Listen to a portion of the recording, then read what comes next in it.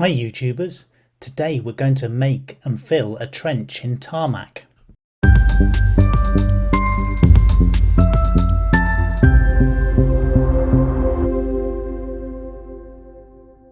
This video is not sponsored.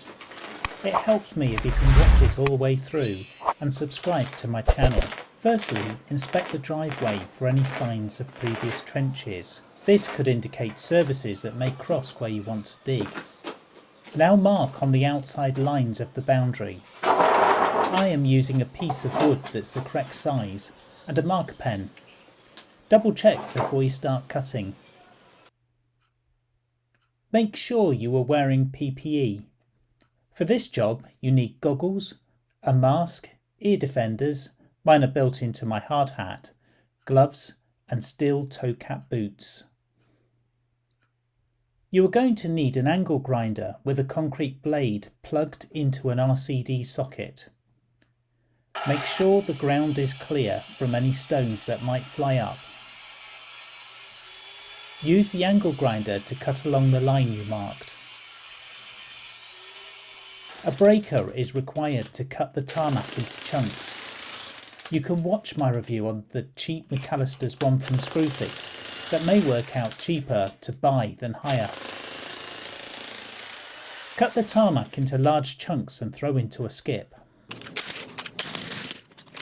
Underneath you will probably have hardcore to dig through, followed by earth. If it's like ours, it will be full of old bricks that cause a pain to dig through. Using a combination of the breaker, spade and hands, remove all the spoil from the trench, measuring it frequently to ensure it's the depth required. Watch out for any hidden surfaces. They should be marked by tape to serve as a warning. Here is an example of a power cable running across our trench. Once at the desired depth, build the surfaces required. In this example, I'm installing a drain. Now backfill over the surfaces with pea shingle. A building inspector may wish to be present at this stage. Once the pipework is covered to the level indicated by the manufacturer, pour over hardcore MOT. Compact this with a compactor. You can watch my review on the Shepak HP 1200. So let's fill up my trench with tarmac. At the Cold Lay Tar Wholesaler, there are negative comments on this tarmac product, saying it doesn't lay well. I didn't find any issues with this product at all.